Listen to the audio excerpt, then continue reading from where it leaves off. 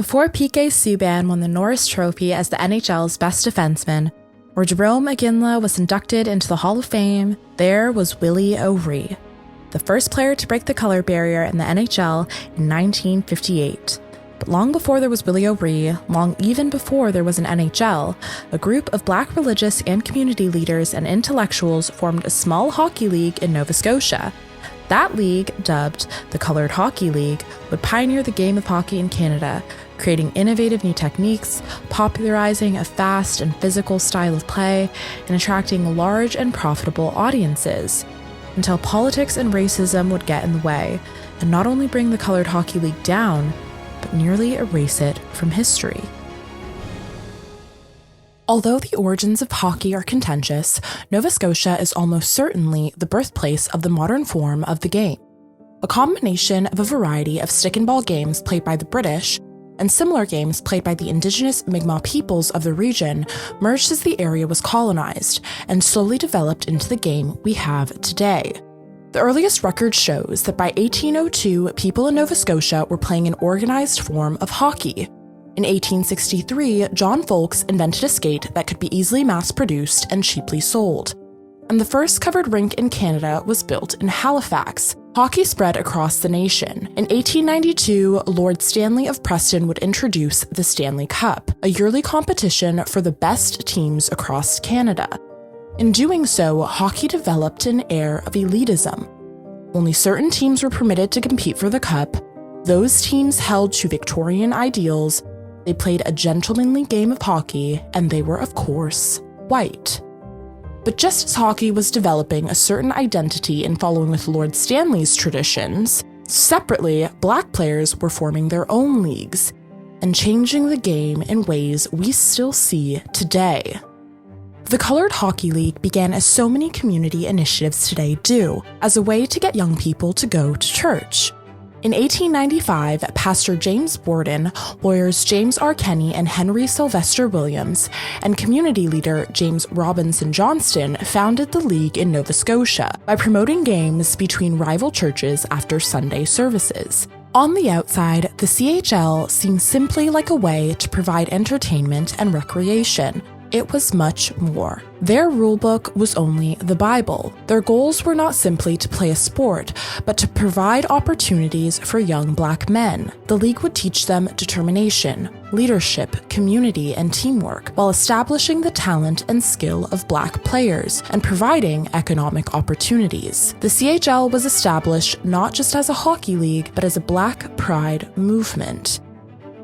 Although Black hockey teams were allowed to play at local arenas, they weren't granted ice time until after white leagues had completed their seasons. That meant the CHL was often played in an 8-week season sometime between January and March. The first official game was covered by the Acadian Recorder newspaper, a major paper in Halifax, and described the game as extremely rough and physical, to the point of being ludicrous. In one of the league's first seasons, a particularly exciting and violent match was played between the Stanley and the Jubilees. The Acadian Reporter compared the violence in the game to the fight against slavery.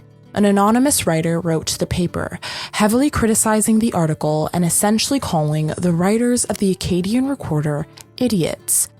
After a few days, the blame would settle on one of the league's founders and current de facto leader, Henry Sylvester Williams. Williams would go into hiding and soon move to England to avoid potential violence.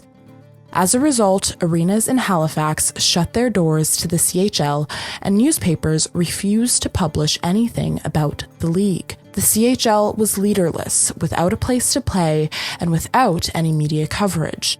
The league continued to operate, playing on frozen ponds and ocean inlets in and around Africville and the Bedford Basin. Virtually no records exist from this 2-year period, except that the Eurekas didn't lose a game. The doors reopened for the CHL because of the leadership of James Johnston and James Kinney. Johnston was employed at the John Thomas Buehler law firm, giving him substantial connections and credibility. Kinney was highly educated and well-connected as well. Through their leadership, the CHL transformed from a loose organization of black churches to a formal league with teams across Nova Scotia and eventually the Maritimes. Baptist churches, often the center of culture in black communities, continued to be the starting point for organizing teams in the regions where there was a large enough black community to support them. Leading up to the CHL's first championship game, they had not received any press for 3 years. Kinney had an idea. He booked the world speed skating champion Jack McCulloch to do a pre-exhibition performance to draw fans and press to the match. It worked. The Acadian Recorder once again covered a CHL game between the Eurekas and Jubilee. The Jubilee was down 4-0 in the first half, but reporters commented if it weren't for the Jubilee's star goalie, Henry Braces Franklin, it could have been much worse. Franklin stood 3'6" in net, but he was revolutionary. He was the first recorded goaltender to go down onto the ice to stop a shot. Other leagues had a stand-up-only rule for goaltenders. Franklin was at least 20 years ahead of his time, inventing an early version of the butterfly style long before it became the standard in the NHL. He wasn't the only innovator. Eddie Martin, an early star in the league, was said to have pioneered a shot where he lifted his stick above his waist before shooting. This is 25 years before Bun Cook introduced the slap shot to the NHL, and 50 years before Bernie Geoffrin made it a mainstream technique with the Montreal Canadiens. The history books often credit the Pacific Coast Hockey League as being the first league that allowed goalies to drop to the ice to stop a shot. That league began in 1912. Or it's credited to Glenn Hall, who became a goalie for the Red Wings in 1949. But it was Henry Franklin of the Colored Hockey League decades beforehand. The league expanded in 1899, adding the Africville Seasides, and the CHL became extremely popular. While the top white teams were averaging around 300 to 400 spectators per game, the Seaside versus Eureka games would draw over 500. The skill level of the players and the fast, innovative style of play was reflected in media coverage. Instead of thinly veiled racist comments, the Acadian Recorder praised their skill and speed. Over the next decade, the CHL expanded to 6 teams, and soon to 12 across the Maritimes. Their games rivaled the competitiveness and skill of their white counterparts, who had better ice, more access to playtime, and more financial resources. CHL games often attracted as many as 1,500 people, including many white audience members, at a time where white attendance at black sports was practically unheard of. The league continued to rise in prominence and quality of play. By 1905, not only was the league well established, but its leader Kinney was a powerful voice for the black community. But at the height of their power and popularity, Kinney and the CHL were about to run into a political and social conflict they couldn't so easily resolve, one that would forever change the league. Halifax had struck a deal with 2 powerful railroad barons. They planned to build a railroad through parts of Africville, requiring that they expropriate the land and remove its inhabitants. The local black residents, of course, protested and brought a legal fight against the city. Kinney and his partner Johnston were part of that fight. While they were largely protected within Halifax by their connections, in fighting against Halifax and railway land expropriation, they made powerful enemies far beyond the city. The railway was to be built and managed by the Halifax and Southwestern Railway Company, but they were a subsidiary of Mackenzie Mann and Company Limited, one of the most powerful companies in the Western world at the time. Their plan was to connect the 2 major ports of Yarmouth and Halifax, essentially the main terminals for goods to flow into Canada and the United States. By connecting the 2, Mackenzie and Mann would make millions. Their deal had stipulated that it would be the responsibility of the provincial legislature and the city of Halifax to ensure that the land was made available. The city then tried to figure out how to get the needed land without paying for it.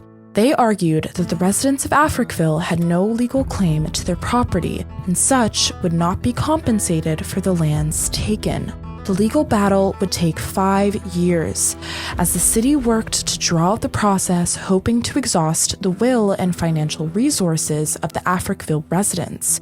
Johnston himself was their legal representation, and he carried the financial burden almost entirely himself. A number of the men Johnston represented happened to be high-profile players in the Colored Hockey League, men who were well known in the community. Beyond the prolonged legal fight, the city and its supporters worked to undermine the opposition, and this almost immediately had ramifications on the CHL. The teams were no longer granted ice time, or if they were, it was when conditions were so poor it was barely playable.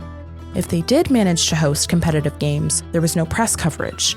A year after the peak of their success, attendance plummeted. From championship games with over 1,000 people in attendance, the teams were forced back onto outdoor ponds with little to no public attention.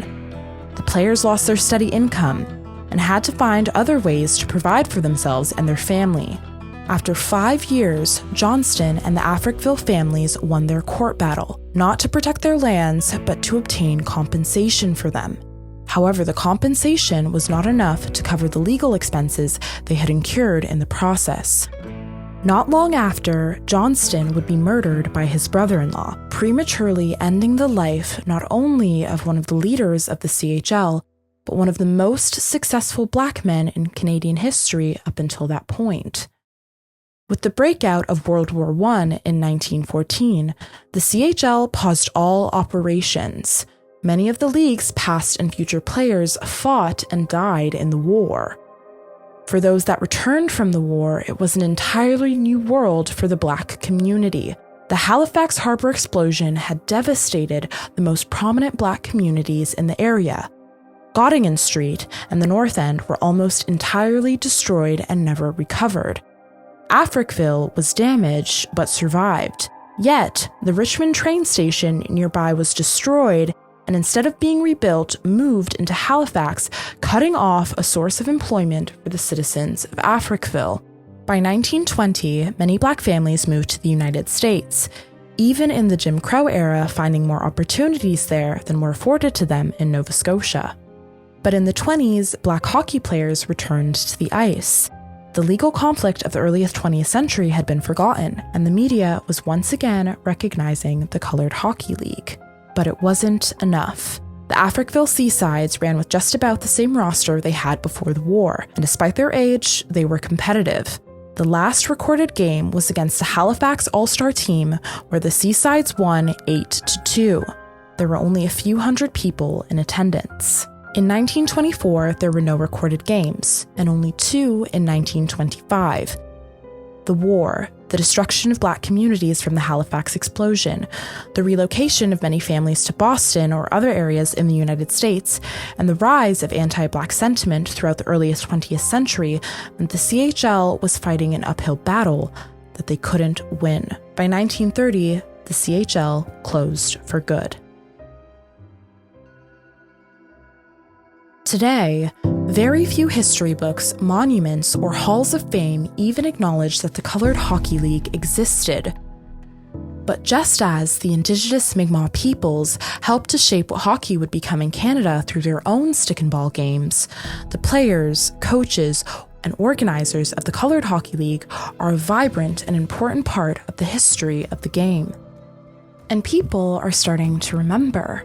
On February 17, 2024, a memorial game was played between the Amherst Royals and the Hammond Plains Mossback in Dartmouth, Nova Scotia, 2 teams from the Colored Hockey League. Across Canada, nonprofits and other community initiatives work to reduce some of the barriers preventing people of color from joining hockey to increase diversity in our country's game. George and Daryl Fosty end their book, Black Ice, The Lost History of the Colored Hockey League of the Maritimes with this passage. In Canadian history, as it is in winter, the landscape is that of bleached white. It is a white world of seeming beauty, yet one without color. It is a sterile landscape, deadened by cold and time, blinding to all who are lost within its blanketed form. Yet, A Canadian winter is deceptive, for we need only to scrape away the season's covering to find its brown soil.